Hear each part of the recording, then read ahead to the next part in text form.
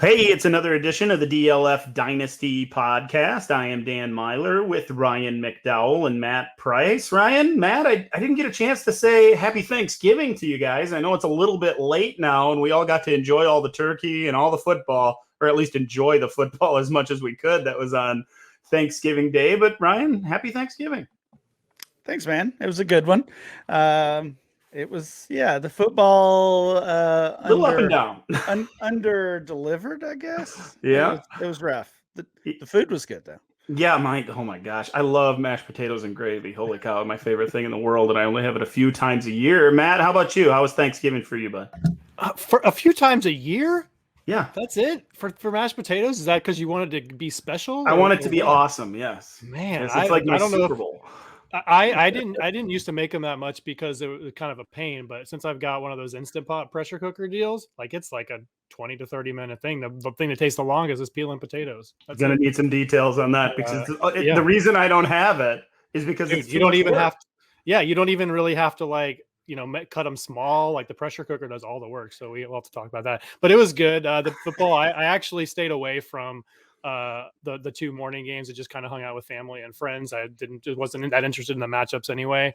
Good call. But yeah, but yeah, it was a great weekend, busy weekend, really busy today though. But it's really good to talk to you guys and be back on the show. Yeah, I love those standalone games. Mostly because I love those prop bet games. Places like Monkey Knife Fight, of course, hit that a little bit too hard and missed a little bit too much. So my Thanksgiving, I lost a little bit of that bankroll. But you guys should try it. Everybody out there should try Monkey Knife Fight.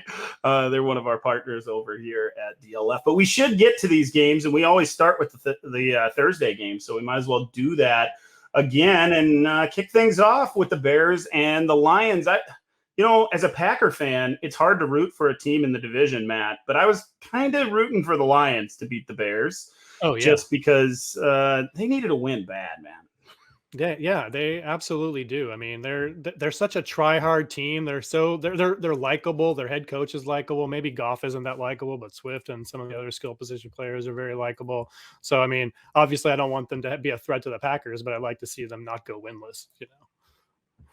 Yeah, I'd like to see them not go winless either. But they couldn't get that first win here on Thursday. They lost to the Bears on a last-second field goal, 16-14.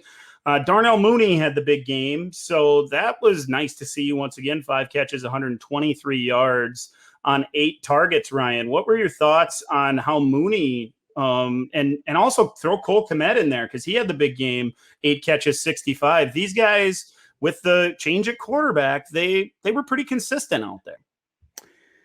Yeah, and it's tough to know, I guess, how much of that change with, of course, Justin Fields being out and Andy Dalton. Kind of that veteran gunslinger, not afraid to throw the ball around. Tough to know how much of that to contribute to these performances. Mooney had another good game, though. This is three games in a row for him. Wide receiver 5, wide receiver 4, and in this one, with a couple games left to go this week, he's the wide receiver 15. So he's been already outperforming Allen Robinson consistently all season long, really. And now with A-Rob out the past couple of games, really taking that next step forward. Kmet taking a step as well. 6 targets for him in 4 of the past 5 games and a couple of top 5 tight end games for him. So a little bit slow moving with both of those players, but I think we're seeing good signs for the future. And we certainly still expect Justin Fields to be a real asset to the Bears and to dynasty managers. You mentioned all the targets for Kmet. Over the last few weeks, he actually led the team on Thursday afternoon with 11 in that game. Matt, last week or the week before, you mentioned A-Rob as a potential buy, that you were trying to add him before the trade deadline. That's something you're still trying to do with him missing this time, right? Yeah, I've been tracking the live trades as it is on our trade finder and trades across my leagues and things like that. And he's still just like unbelievably cheap. I think he's going to be the buy of the offseason. In the trade finder, he's gone for as little as a second and third, a single second, or Hunter Henry straight up. I can't think of, like, especially if I'm a contending team and, want to add a little depth and potentially a starter at wide receiver. Like, I feel like my second round pick it would be used a lot better on buying somebody like Allen Robinson than, using that actual rookie pick to draft a rookie next season in the late second. We mentioned Cole Kmet's stat line, the 8 catches, 65 yards. It was painful to see Jimmy Graham catch that touchdown. That should have been Kmet's, should have added to his big week. Graham just 2 catches for 34 yards and that score. For the Lions in this one, Ryan, the obvious thing to talk about is all about DeAndre Swift. He goes down early, misses the rest of the game. We saw a lot of Jamal Williams, and he goes 15 for 65, but we're all concerned about Swift. Yeah, and you talked about loving to watch those island games where it's the only game in town or only game going at the moment. And the great thing about those is you really get to focus on players that you might not get to on the Sunday slates. So that was one thing I was looking forward to. There's not much to look forward to when you're watching the Lions, but I was hoping to see that full game of DeAndre Swift, and of course, that didn't happen. It does sound like relatively positive. I think they've called Swift day-to-day, so hopefully he'll be back out there in Week 13. Yeah, it looks that way from early indications following the Thanksgiving game.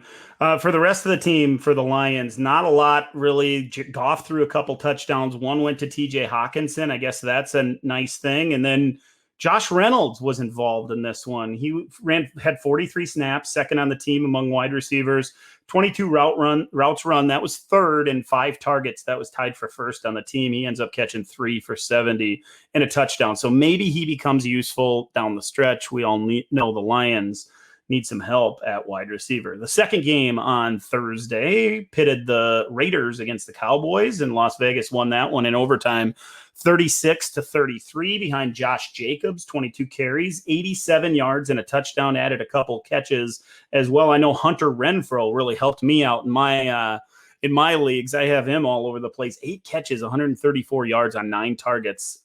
Nobody else among those wide receivers can really catch it. So they throw it to Hunter Renfrow. The big line out of this one, Ryan, is the injuries that came out of it, because Darren Waller, he pulls up lame and misses the rest of the game. And then Zeke's banged up. Now they're talking about maybe he'll rest moving forward. Not great news for a couple stars that we're depending on. No, not at all. So we're now 2 for 2 on these Thursday games with some pretty significant players going down. Not what you wanted to see. The Waller injury, knee, they have diagnosed that as an IT band injury, and not really saying if he'll miss any time. Again, hopefully, if that's the case, not very long, but did avoid that serious knee injury. So that's good news. Foster Moreau, we've talked about him in previous episodes. He's a guy I think all 3 of us like.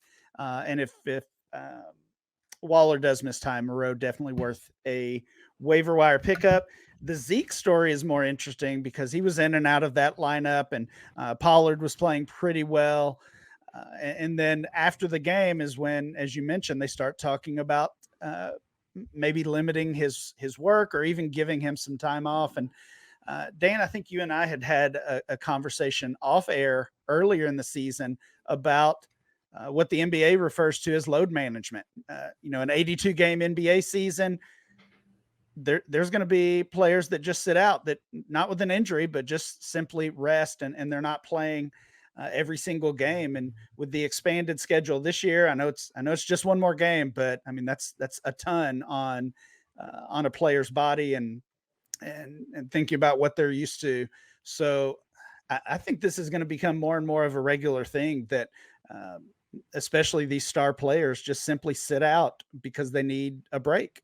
Or they take only half the workload that they usually would for a week or two. I think it's been happening in the NFL, and we just don't notice it as much. You see teams hold players out for minor injuries, and that's what they're doing. It's not just injury related; it's load management from time to time. And a lot of times we see especially in New England, we see it in San Francisco with these running backs. A guy that'll go off one week and then be healthy and active the next week. I really think that's part of it. They want to make sure they get a guy through the next week that's healthy and ready to go for the week after. You mentioned Pollard's name, 10 carries, 36 yards, 4 catches for 32. There's a lot of buzz on Twitter and among the Dynasty universe, I guess, that Tony Pollard may be the better of the 2 running backs, and he deserves more of a workload. And man, maybe I'm wrong on this, guys, but he strikes me as one of those running backs that might be better with less, more effective with less.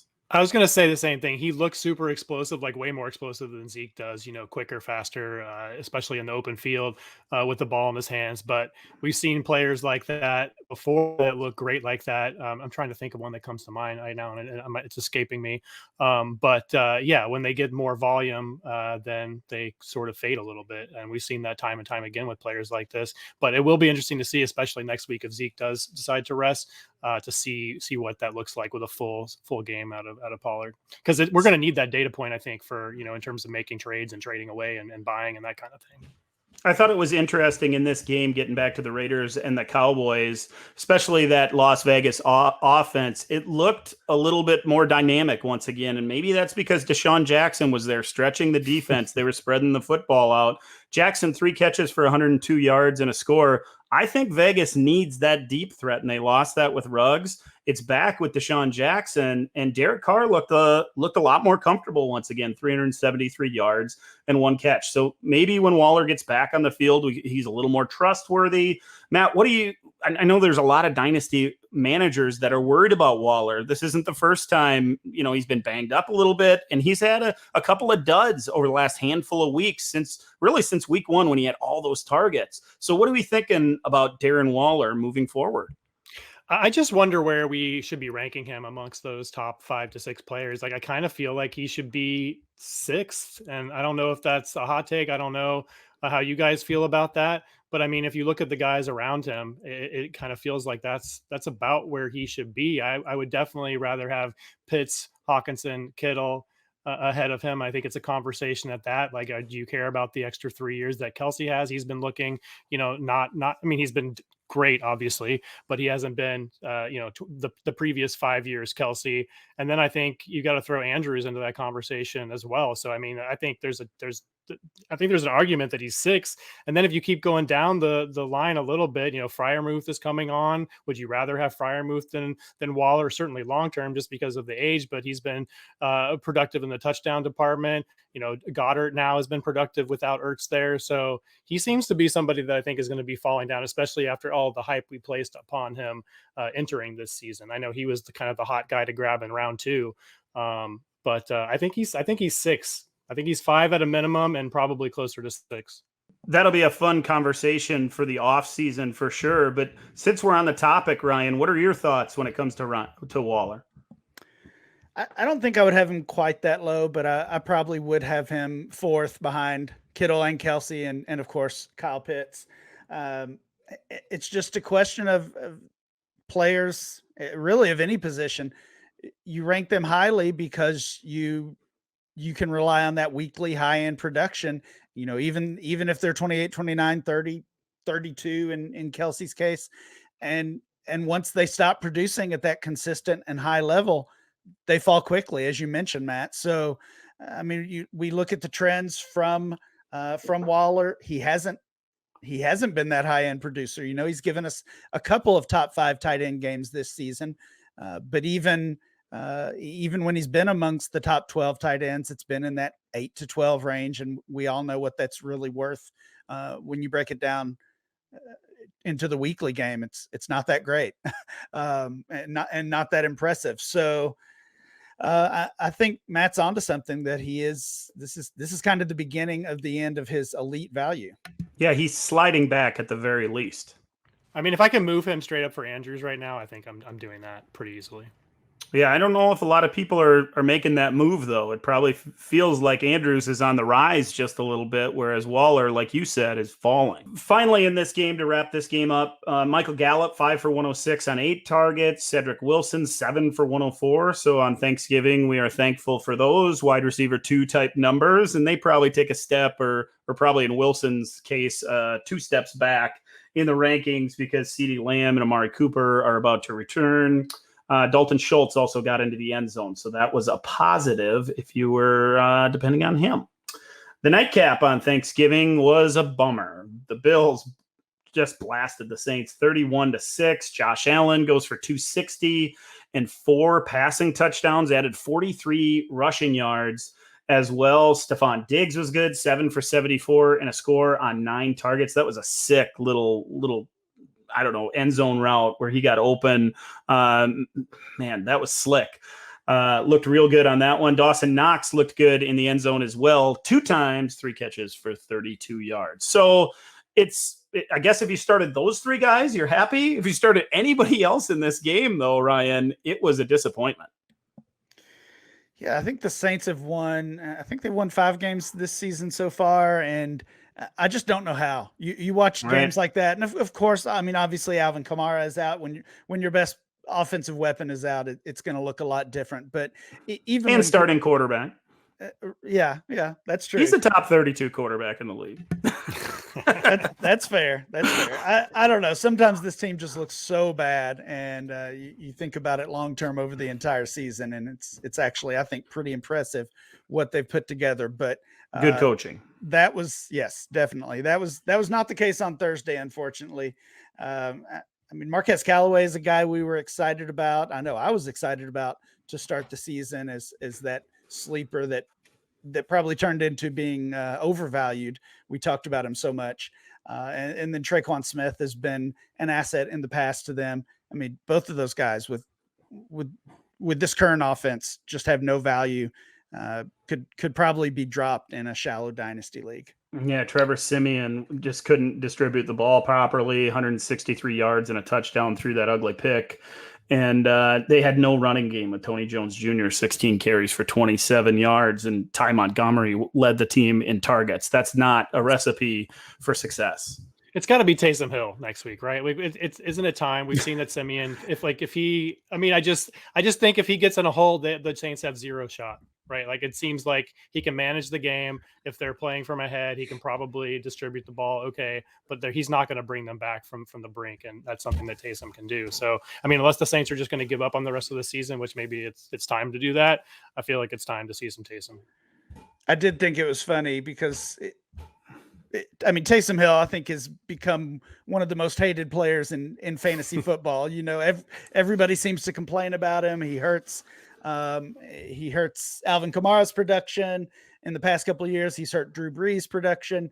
But on Thanksgiving night, it was only Taysom Hill that fans and fantasy players were clamoring for. That's how bad Trevor Siemian was and this offense was, that we were begging for Taysom Hill. There's just no playmakers, and Taysom has the potential to add that dynamic to the offense. So we'll see if that happens. Of course, Taysom was barely active on Thursday night. He was banged up, only available in emergency role. So if he gets healthier, maybe we get a shot to see him on the field. That was an emergency. It was. Yeah. What do you got to pay for Taysom? And if you wanted to try to speculate and buy Taysom this week, just in case it was happening before any news come out, what do you think you got to pay for him right now in Superflex? Can you get him for a single second, like a late second? It feels like a little more than a second. You got to give something on top, most likely. But I'd be okay moving him, even with the contract. If you get a 2 seconds or close to first round value, I'd be selling him for sure. Oh, absolutely, for that. Yeah.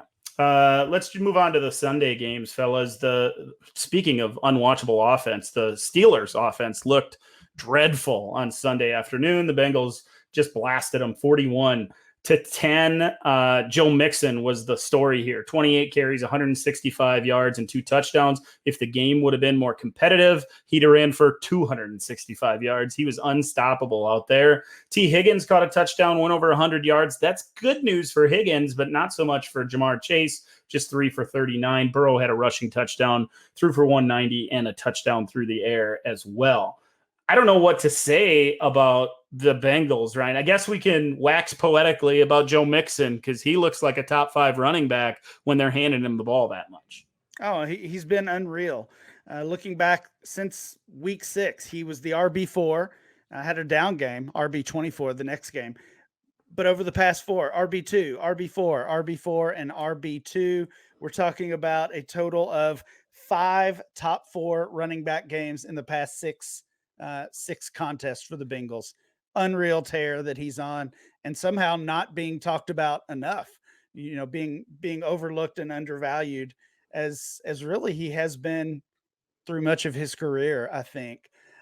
So you're right. There's not much more to say about it. If you've been watching the Bengals or even checking box scores, he's been unbelievable, and he's carrying teams to the playoffs. I love how that coaching staff has committed completely to Joe Mixon. We saw a little Chris Evans late, but that was Joe Mixon's backfield throughout the game. Even stole an interception from a Steelers defender on a tip pass, just jumped over him and caught it. That was pretty impressive. From the Steelers' point of view, Matt, it's getting pretty ugly. Ben Roethlisberger coming off the huge game last week, 263, a touchdown, and 2 horrible picks. I want to talk to you about Pat Freiermuth. You were talking about your tight end rankings. He has to be moving up. Scored once again on Sunday, 4 catches for 40 yards. It was kind of a garbage time touchdown, but by the end of the season, we're going to be looking at Pat Freiermuth as a tight end we can build around on our dynasty rosters. I think he's already easily in the 7 to 10 range. I mean, do I really want Noah Fant that much over Pat Freiermuth at this point? Like, it's for sure a conversation. Move Fant for Freiermuth in a second. I'd absolutely do that all No day. way. And then you don't think so? No, I think you'd have to pay more to get Freiermuth at this point. In our latest ADP, we just posted it last week, I believe. Freiermuth was tight end 10. He's behind Gesicki, which I think is crazy. He's behind Noah Fant. So I think you're at least moving him up 2 spots to 8. I think he's 7 or 8 easily. Yeah, and then you're talking about Dallas Goedert, TJ Hawkinson range. So that's probably a gap between Hawkinson and Goddard to Freiermuth, but I think at this point he's at the top of that next tier. Yeah, the production just keeps lining up. Really, he scored 5 touchdowns in the last 5 weeks. He's getting targets regularly, only 4 on Sunday against the Bengals. But before that, 7, 9, 6, and 7 working backwards. He's a big part of this offense. And maybe that has a lot to do with Roethlisberger. We'll see if that changes over time, if he moves on next season. But either way, it seems like Freiermuth is a big part of this offense. Yeah, I did want to, Dan, go back and talk about the Bengals for a moment. We mentioned Joe Mixon's production with those 5 top 4 games over the past 6 games. It's Ja'Marr Chase who's really hurting because of that. In those games where Mixon is producing, Chase has been the wide receiver 25, 26, 39, 28, and this week the wide receiver 47 with a couple games to play. So I think we can go back to the time when you kind of jokingly made fun of Ja'Marr Chase having his worst game of his career. It's my fault. It's all your fault. Downhill, you tanked it. Downhill since then. Seriously though, I mean, I don't have any long-term concerns on Ja'Marr Chase because of this. I don't think his price is being impacted at all. He's still a top 3 startup pick overall for most dynasty managers, I would think, top 5 at worst.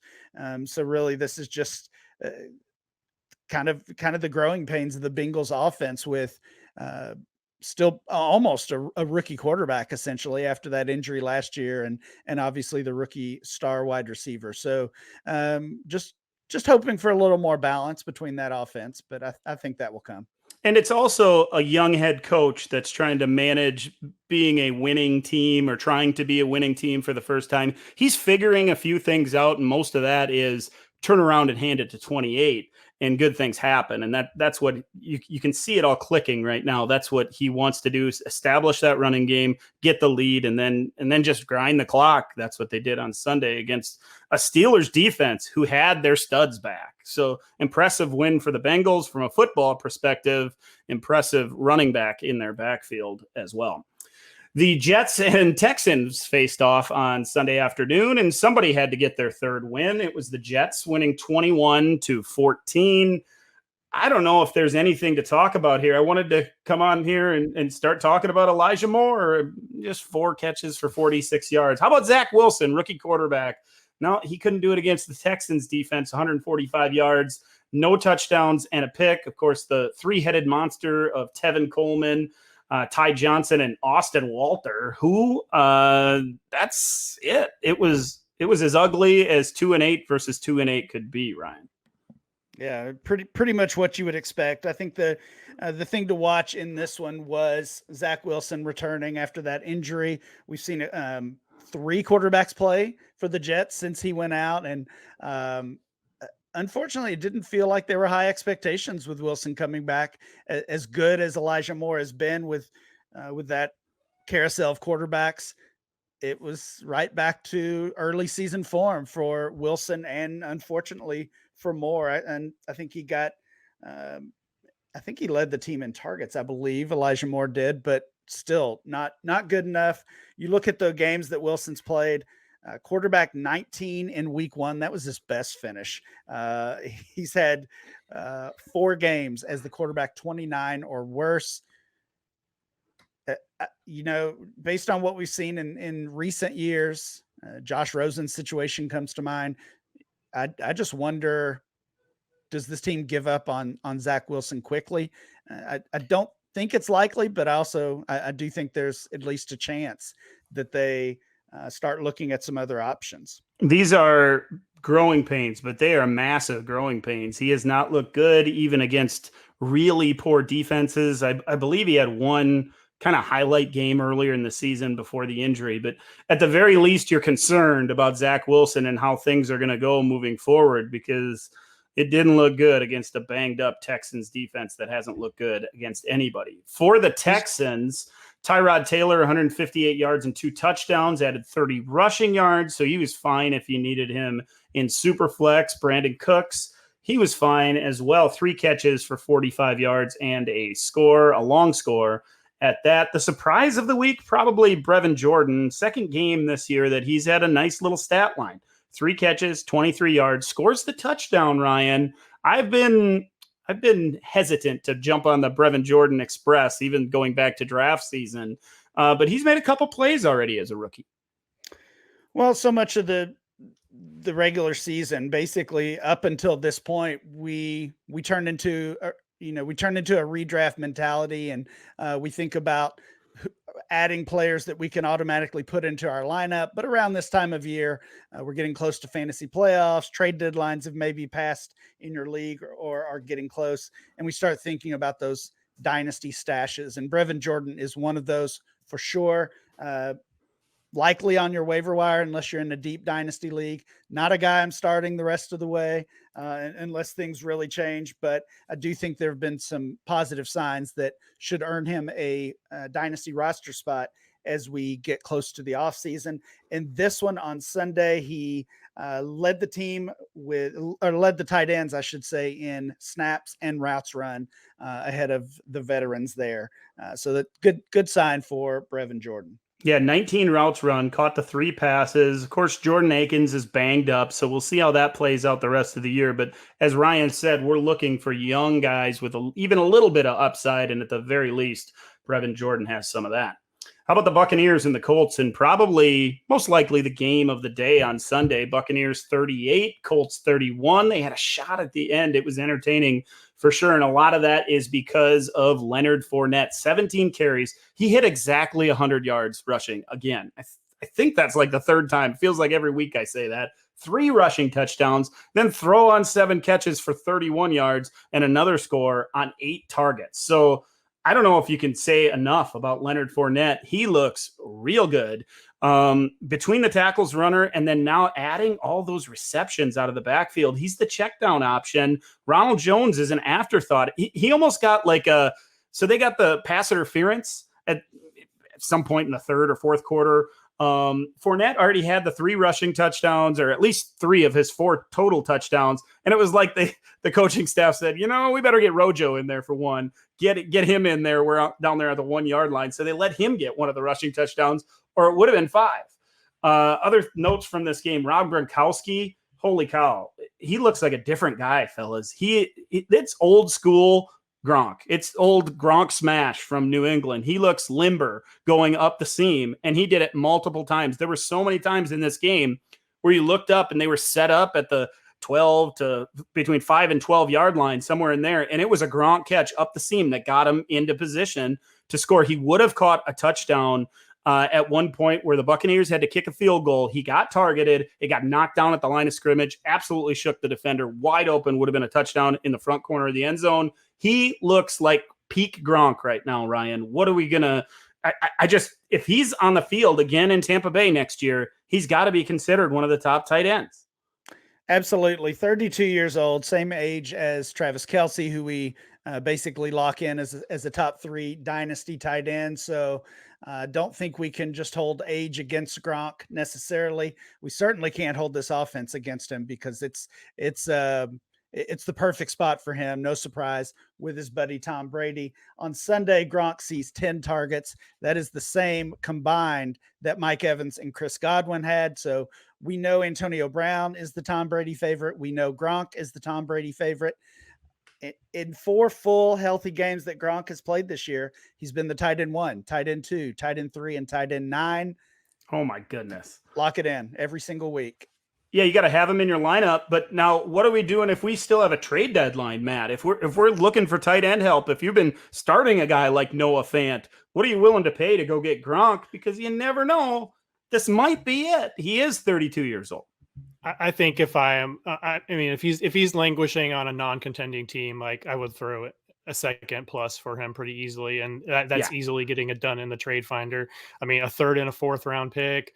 Hunter Bryant, who I think is still on the NFI list, like it hasn't even suited up this season for the Lions. So Hunter Bryant, a fourth and a fifth, a second and a late second and a fourth by itself, like Brian Edwards straight up. These are all pieces that are, not going to help you win a title. And if you can get some prospects or some picks that aren't going to ever start for you and pick up Gronk because I mean, how long do you think he's going to play? I feel like you said it already, kind of, he's back on the field next year, but I kind of feel if Brady is back, then it's kind of a lock that Gronk is back. And I think we all think that Brady's back for at least one more. So that means Gronk is. So giving up your late second round pick is not the worst. Give a second and a third, give your second, third, and a fourth. That's one of Ryan's and I's favorite tricks, is to just kind of like, oh, look at all these picks I'm giving you. And there's really only actually one good pick out of 5 that you're getting. So those are different strategies that you could try, I think, to get Gronk. Send your second, third, and fourth. I like that what you said, a second plus something, even if that means throwing a young player into the deal that might have a little bit of upside. Gronk is going to put up top 10 numbers every single week. He's going to be in your lineup and winning you matchups potentially. A 3-touchdown game is on the way for Rob Gronkowski down the stretch here this year. I think you treat him a little bit like how I think you just treat him like it's great because when he's not going to play, right? And if he's not in, oh, well, he's not going to play. I'll throw in any other tight end who's going to do, pretty much what every tight end, but like maybe the top 6 to 8 are going to do anyway. And then the weeks that you do have him, you're scoring probably a top 3 to 5 score pretty easily, and maybe even the tight end 1 overall. I bought him for a second this week. I was wondering, would you guys trade Noah Fant for him right now if you needed him to win a title? Oh man. Maybe I would. If I'm like super strong, if I'm studded out everywhere else and like that's my one hole, I mean, why not? I traded a second for him in a contract league, and I was considering trading Noah Fant instead with another year on his contract. Do you, if you're just ready to move off of Noah Fant, or if you're looking to buy Noah Fant, would you trade a first or expect to get a first for him? No way. So they're in the same value range. They're in the same range, and a building team probably wants Noah Fant over Rob Gronkowski, or at least a lot of those managers would. That's probably a smash, except for one of those managers. In fact, they're probably like see that in their inbox and they're hitting it immediately. I like that. That was my next move. If I didn't get him for the second, I was gonna float Noah Fant's name out there. The Falcons and the Jaguars. Atlanta wins this one 21-14, and it was the return of Cordero Patterson. He returned to the end zone again, 16 carries, 108 yards and 2 touchdowns, just 2 catches for 27 on 3 targets. Wasn't even used as much as a wide receiver in this game. Seemed like maybe a role reversal. He wasn't so much the slash player as much as the featured running back.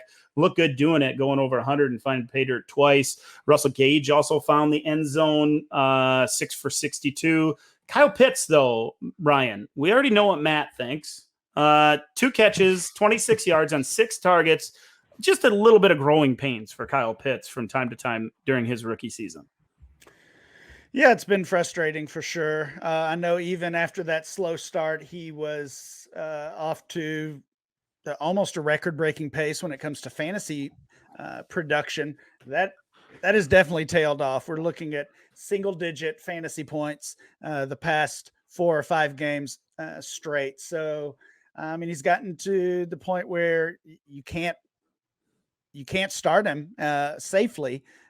But we also know he's going to have that blow up game at some point. I still think this has more to do with Matt Ryan.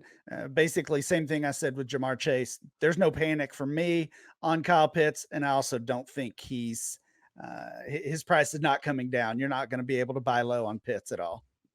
Yeah, there's no managers that aren't on the Pitts Express. They're all expecting him to be the tight end one and put up those numbers sooner rather than later. It's just, like I said, it feels like growing pains, and defenses are keying on it. They want to stop him. They know he's the only weapon really there in town. They need Calvin Ridley back in the worst way. Going back to Cordero Patterson, I thought it'd be fun to talk about him in a little bit less. For weeks we've talked about trade your second round pick, get him on your roster, use him for the rest of the year.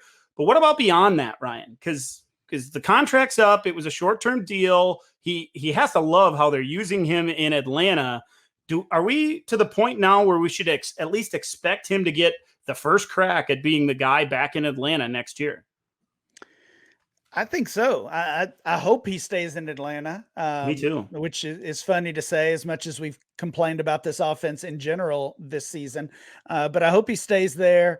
And given his age, he's going to be 31 before next season starts. I don't think the demand as far as what kind of contract he could get is necessarily going to be all that high. I certainly think a lot of teams would be interested. We all know, we say it every year, it's a copycat league. And even though they're not winning on the field, teams are obviously looking at the way the Falcons are using Patterson, looking at the way the 49ers are using Deebo Samuel, and they're going to want a player like that.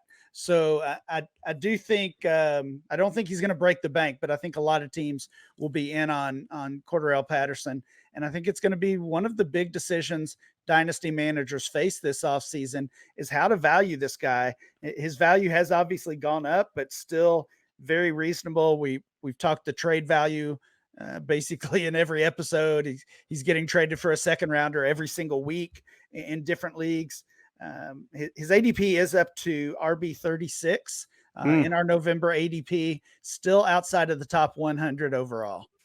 Outside of the top 100. And, we talk about long-term expectations, the age 30, all those things. He doesn't have the mileage, the wear and tear as a typical 30-year-old running back. He's saved a lot of those hits and might have saved enough to get another year or two of production out of. I wouldn't be surprised if we see a similar season next year. Matt Ryan, on the other hand, Matt, probably not expecting big things out of him going forward. We already talked about Ben Roethlisberger a little bit. Matt Ryan fits into this. Maybe Cam Newton is an aging quarterback that's a starter right now that we're all wondering, especially in Superflex League, what to do with these guys. How are you valuing these guys against each other and then just in general moving forward? Well, I just wrote Matt Ryan versus Ben Roethlisberger on the notes there, just because we've talked all season, all off season, maybe all last season about how his arm is just dead. And I saw one particular play from Matt Ryan today where he missed Mike Davis on just like, oh my gosh, just like that he threw it like 4 feet over his head and he was like 3 yards down the field. Like that was like, and he had no pressure on him. He had no nothing. Like it was just, I don't know if the ball was slippery. I'm trying to make excuses for him because there's no excuse that a starting NFL quarterback should miss a throw like that. So I just wonder whose arm is more dead at this point between Ryan and Ben. Who do you want though, Matt? Moving forward, going into next year, do you rank the three of them? Matt Ryan, Big Ben, and Cam Newton. Cam, Ryan, Ben. Matt or Ryan? He's just shaking his head. He doesn't want any of them. No. I think Ben Roethlisberger is going to retire. I don't think that would be a surprise at all. Yeah. If he doesn't, for some reason, he would definitely be last on my list. I don't think any of these guys are starters. I think that sigh is enough, Ryan. We know Cam can run. What happens, Dan, when Rodgers moves on and Matt Ryan's available? That he's the next quarterback for the Packers you watch? Because love ain't it. Baby. Jordan Love, baby.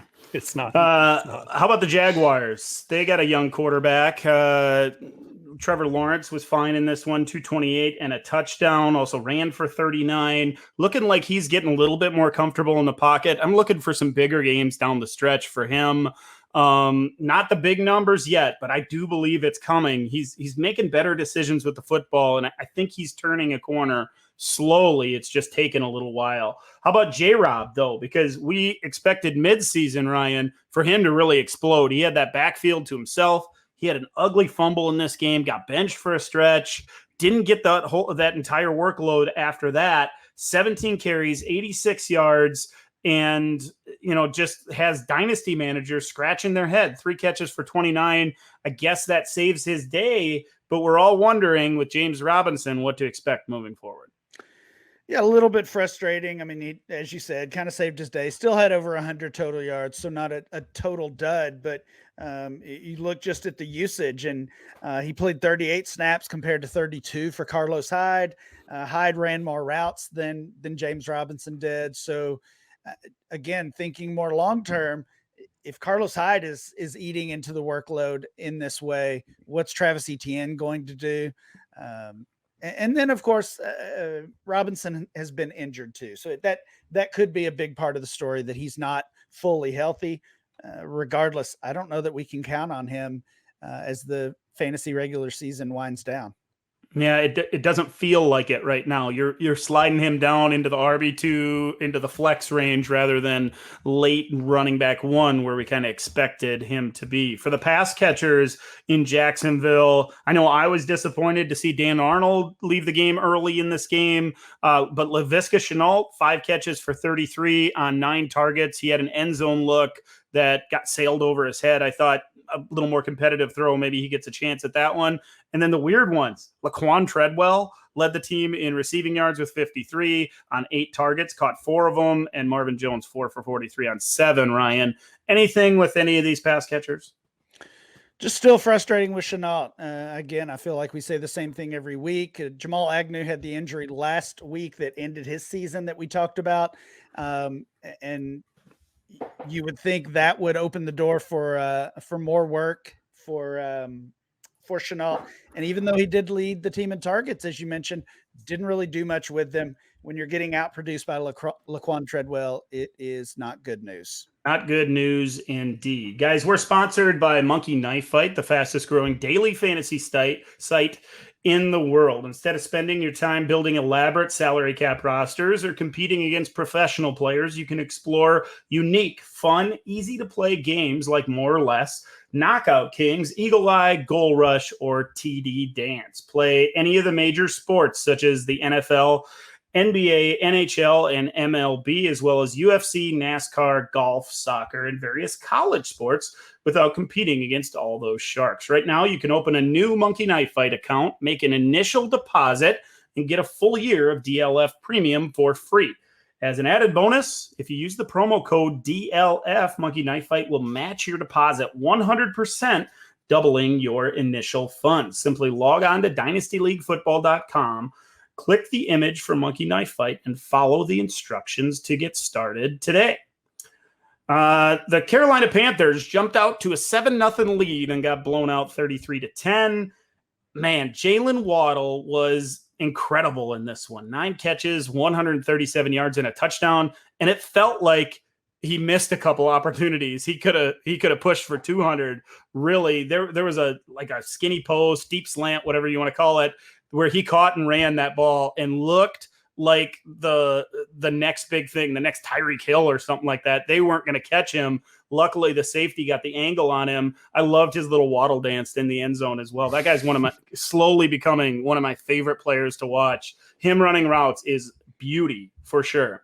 Myles Gaskin had a couple of rushing touchdowns, but just 16 carries for 49 yards. Phillip Lindsay was activated in this one right away and got 12 carries for 42 yards. So there might be a little bit of a change there. We might see Phillip Lindsay add a little bit of dynasty value moving forward. The real story out of this game is probably on the other side of the football. Cam Newton, just 92 passing yards, did not look comfortable throwing the football. 2 ugly picks. Luckily has the rushing touchdown. So if you started him, you got that. He was exposed. It felt like to me, they played a lot of cover 2 shell. They were sitting and making him check things down. And a couple of those picks, Ryan, came on where he just simply missed the receiver and threw it right to somebody. Yeah, it was a rough day for Cam. I mean, on this show last week, we all kind of agreed that he was a quarterback 1 moving forward, and I still think he's going to produce like that in some games. But this is kind of the reality of what we should expect from him when he's forced to throw, because it's not going to be good. It wasn't great last year for the Patriots, and here we are again. I don't think the Panthers have any better options. I know there were some calling for PJ Walker, and we did see him in the fourth quarter. Whether you want to say Cam was benched or if they just kind of waved the white flag, whatever happened, Walker was pretty bad as well. So yeah, just a frustrating game for Cam Newton, obviously, and we'll just kind of have to play matchups. If it's a game that feels like Carolina could have the lead, that's where you're going to want to use Cam Newton. Yeah, and and a somber note, really, because I think every dynasty manager out there cringed when it happened. CMC goes down again, another injury for McCaffrey. Brutal. Yeah, and unfortunately, I kind of mentioned this a few weeks ago as well. Don't give up on Chuba Hubbard. It's just frustrating. We've seen it again. McCaffrey reportedly was an ankle injury, didn't play much in the second half, and supposedly or reportedly left the stadium in a walking boot. The Panthers are on bye next week, so that's kind of the silver lining here. Maybe it's not a severe injury. He can rest it over the next couple weeks or next 10 days or so and be ready for week 14. That would be, but who knows? Amir Abdullah is going to be a waiver wire target just because of this. And it's kind of frustrating. Yeah, very frustrating for sure. The Patriots took care of the Titans 36-13. Kendrick Bourne, 5 catches, 61 yards, and 2 touchdowns, including a pretty impressive grab and run down the sideline. Tightrope that sideline and made a big play there. There's a chance he might be kind of underrated. He's a guy we should be putting in our lineups moving forward, Ryan. Yeah, I think so. If this holds, Kendrick Bourne is currently the wide receiver 4 on the week. That would be his 3rd game as a wide receiver 8 or better. And there's quite a few wide receivers who have produced 3 top 8 wide receiver games this season. I've got the list here. It's Adam Thielen, Cooper Kupp, Adams, Deebo, Jamar Chase, Jefferson, Hollywood, Tyreek, Lockett, Terry McLaurin, Mike Evans, and Kendrick Bourne. Those are the names. So one name is not like the others. Certainly not that guy who's a weekly starter, because we know he also has some floor games or really a floor of 0. And that offense, that passing offense, even though I'm liking what I'm seeing from Mac Jones, that's not one we want to count on a weekly basis. But there's also this ceiling. So if you're desperate for that wide receiver 3 or that flex spot, Kendrick Bourne is at least someone to consider. Feels like a flex guy going forward in leagues where you're starting 9 or 10 position players, especially. I'm really sick of seeing his 16, 18, 22 points, something like that on my bench. So I'm going to be looking at his name a little bit more moving forward. A guy I won't be looking at quite as much. Ryan Tannehill looks pretty ordinary without his weapons out there. 93 passing yards, a touchdown, a bad pick, 24 rushing yards. He might not be all that startable moving forward. I know that they were playing New England, that tough defense, all those things, but Tannehill looks kind of lost. The running backs, surprisingly, I think, Ryan, you and I were talking earlier this week, we wanted to start Dontrell Hilliard over Deonta Foreman, but they both came through in this one. Dontrell Hilliard, 12 for 131 and a score. Deonta Foreman, 19 for 109. A couple big runs really bumped those lines up, but they came through if you needed them. The Giants and the Eagles played on Sunday, and the Giants, they held on 13-7. Saquon Barkley, 13 carries for 40 yards, 4 for 13. He's slowly getting there, I guess. Just really not a lot to say about these Giants. What do we what are we looking at here, Ryan? When it comes to the Giants, there's all these rumors about changing in the front office and all those kinds of things. The long-term prospect for New York is bleak at this point.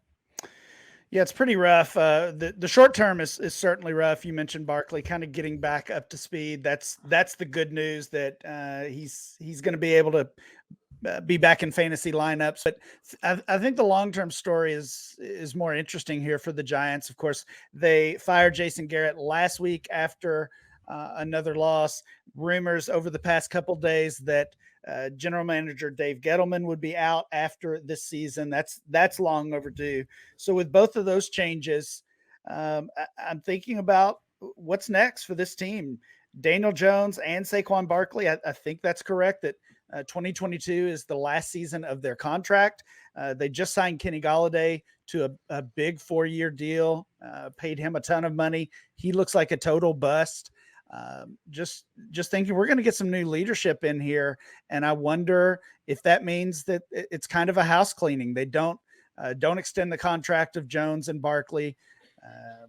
Maybe even find a way to get out of that Golladay contract. I'm not sure how easy that would be, but I think we could see some huge changes in the near future for the Giants. Evan Ingram's contract is up after the season. Of course, they have a relatively new coach as well. But if you ask a New York Giants fan, they might be tired of him already as well in New York. For the Eagles, I wrote on our agenda, guys, it hurts to watch this Philly offense. Jalen Hurts, man, that was brutal. 129 passing yards, 3 horrible picks, 77 rushing yards. Like, he probably should have been worth negative points in fantasy against a bad defense to play that poorly. It was ugly. Miles Sanders, another injury, Matt. 9 carries, 64 yards. Looked good before going down. Boston Scott cleaned things up, 15 for 64 and a score. We were looking for the big game for Miles Sanders, and it would have happened had he not gone down. It was there for him, and he rolled his ankle on that. It was like a 25-yard run or something opening in the second half. And but the annoying part about Sanders, other than the injury, was even before that, for whatever reason, they felt like Boston Scott was like the goal line back. He got that 1-yard touchdown. It just frustrating. It just seems like that coaching staff is not a fan of Sanders at this point. We saw them, give everything to Jordan Howard for a few weeks while Sanders was out, and we thought maybe we were going to get the same treatment for Miles Sanders as they did with Jordan Howard, but that didn't happen even before the injury. So it just seems like he's the writing's on the wall for him with this coaching staff. He's a boom bust running back too when he's healthy, and he's not really going to be more than that for us in fantasy, unfortunately. The Broncos beat the Chargers 28-13 behind Javonte Williams, 14 carries, 54 yards and a score. Also caught 3 for 57 on 4 targets. So maybe a little bit of a tilt towards the rookie in that backfield, although Melvin Gordon got 17 carries for 83 yards. The conversation that we need to have here, guys, surrounds those Broncos receivers. We saw the contracts over the last week or two to Tim Patrick and Cortland Sutton. They get all that money. Patrick, 2 for 26. Jerry Jeudy, 2 for 25 on 3 targets. Cortland Sutton, 2 for 17. So they all catch 2 passes. All have 3 targets, Ryan. This is brutal. Until we get a quarterback there in Denver, we can't expect anything despite the big paydays for the wideouts. Yeah, and that's exactly what it is. This team has been trying to fix the quarterback situation since Peyton Manning retired, and they've been obviously unsuccessful in doing that, whether it was draft picks or trading for players or through free agency. None of it has worked. They're going to have some options this offseason, potentially some big name options. Of course, you're all's a guy, Aaron Rodgers. The Deshaun Watson situation is very up in the air. So the Denver is going to have a chance. We'll just have to wait and see if they can actually find a way to fix this, because until they do, as much as we like Jeudy or Sutton or the tight ends, it doesn't really matter. Their upside is limited by this passing game. This negative feeling that we have towards Noah Fant, 3 catches for 12 yards on 4 targets. Flash forward a year, if these quarterback problems continue, that's what we're going to be thinking about Jerry Jeudy, because they can't get him the ball despite the talent there. The Packers beat the Rams 36-28. Aaron Rodgers, 307 yards and two, also ran for a touchdown on a slick little pump fake. I like that. Devontae Adams went over 100 yards on 8 catches as well. I think the conversation here probably revolves around MVS, Marquez Valdez-Scantling, Ryan. Randall Cobb had the big game, 4 catches for 95 yards and a touchdown, but that all happened in the first half. And after that, there's a little more MVS. Once again, 9 targets, 4 catches for 50, got a couple of deep ball looks. And if he comes down with one of those, we're talking about him as a back-end wide receiver 1, low-end wide receiver, or high-end wide receiver 2. Once again, there's a little upside here with MVS. Yeah, absolutely. And what you described there is exactly what happened last week, as you guys both know, that he did connect on that long touchdown. But it's the targets, it's the usage that really sticks out for me. Tied for the team lead with 9 targets with Devontae Adams, and that consistent usage. And I know it's only 2 weeks in a row, but that's what we're looking for, that to continue to build. That's what gives me faith in using MVS as a wide receiver 3 or as a flex guy. And now it's 2 weeks in a row. Good news for MVS. Also good for A.J. Dillon, 20 carries, just 69 yards, but 5 catches for 21, scored a touchdown on 5 targets. Aaron Jones was active in this one, but kind of played a backup role a little bit, mixed in 10 carries for 23. For the Rams, coming off a bye, pretty disappointing game for them overall. Matthew Stafford, 302 yards, 3 touchdowns. That all sounds good, but he didn't look comfortable, clearly playing through injury. We saw reports early on Sunday morning that there were some injuries that he's playing through, and you could tell in this game. Also, Van Jefferson, 3 for 93 and a score. Could have been a bigger game for him. Odell Beckham Jr. got deep, caught a touchdown, ends up 5 catches for 81 yards in the score, and then Cooper Kupp 7 for 96. Guys, Darrell Henderson's been real disappointing over the last month. 16 carries for 55 yards in this game, 4 catches for 18, but luckily he gets in the end zone through the air. The final game we need to talk about here, the 49ers and the Vikings. San Francisco wins 34-26. Elijah Mitchell was awesome. 27 carries, 133 yards and a score, caught 5 for 35 as well. But Ryan, we got to talk about the injuries. Deebo Samuel was great once again, 6 for 66 and 2 scores, caught a pass. Dalvin Cook was ho-hum on the ground, 10 for 39, but caught 6 passes for 64. Both left with injuries.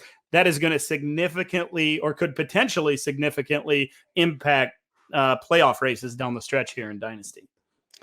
Absolutely. Not only the playoff implications for those 2 teams, but as you mentioned, Dynasty teams as well, because these are two of the most important players in Dynasty right now, Deebo Samuel and Dalvin Cook. And we're awaiting word, which I'm sure will come early in the week, but it did not look good, and the early reports do not sound good. Deebo Samuel with a groin injury, severity still unknown at this point, getting an MRI on Monday. Maybe that's happened by the time you're listening to the show, but the reports were that he was getting emotional on the sidelines. That's almost never a good sign. And then the Dalvin Cook injury, shoulder issue, already calling it a dislocated shoulder. I think that might actually be a good thing, because the other diagnosis that was being thrown around was I believe it was a labrum tear, which I think would be even worse. So we'll wait and see what happens with both of those guys. It's of course good news and huge news for Alexander Mattison on the Vikings side. For the 49ers, we've already seen Brandon Ayuk with some increased workload because the 49ers have been using Deebo basically as a running back the past 2 or 3 weeks instead of a receiver. So it would be a continued larger role for Ayuk, and it would also be good news for Mitchell, the rookie running back, if Deebo were to miss any time. The other guy that maybe you might look at on the waiver wire might be Jawan Jennings. Just a couple of targets in this one, but 2 of them were in the end zone. Caught one, nearly pulled the other one in bounds. If Samuel were to miss time, maybe Jawan Jennings is the next guy in line. There's also Trent Sherfield and a couple others as well. You mentioned Elijah Mitchell there, Ryan. He has the big stat line, big game coming off the finger injury. Now we got to start looking long-term with this guy because he was drafted later, all those things, but certainly looks like has the potential to be the guy in that San Fran backfield even next season.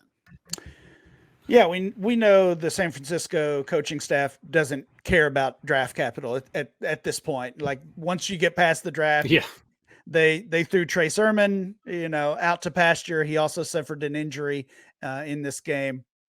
And they've done the same thing with previous running backs. So I don't think we should even factor it in that Mitchell was a day 3 pick versus Sermon or versus anyone else. Honestly, I'm just not sure they have much else to even consider as the future starter. So I don't know. I guess probably to my fault, I've been thinking about Mitchell as a short-term guy, or not looking at him as a long-term asset, not ranking him as a long-term asset. But I think he's certainly the favorite to be the 2022 starter, and maybe almost locked in at this point. Yeah, Kyle Shanahan every offseason seems to bring in a veteran that they clamor about throughout the offseason. I think this young kid has it, though. It certainly looks that way. For the Vikings, Adam Thielen was good, 5 for 62 and 2. Justin Jefferson was better, although he didn't get into the end zone, 4 for 83 on 9 targets and completed a 24-yard pass in this one. So that does it. We got through all the games, guys. Anything to add at the end here, Matt? No, not really. I mean, Madison it's an opportunity now to, I guess. Gosh, he's had those before, though, right? He's had a game or two here, and he's always kind of disappointed. He had a good run earlier this season. This year, I guess. Remember, I think he had a couple of 100-yard games earlier this season when Dalvin was out. So this is a point. This is one of those inflection points where we talk about whether you're a contender. Do you need to buy him for your run now that you're missing Dalvin, or maybe a different running back? Or if you're not a contender, it's time to cash in. Yeah, we'll see how it plays out. I'm really hoping Deebo gets back on the field sooner rather than later, especially. He's so much fun to watch with the ball in his hands. That's going to do it for this episode of the DLF Dynasty podcast. We appreciate everybody who listened. For Ryan and Matt, I'm Dan. Thanks again for listening. We'll catch you again next week.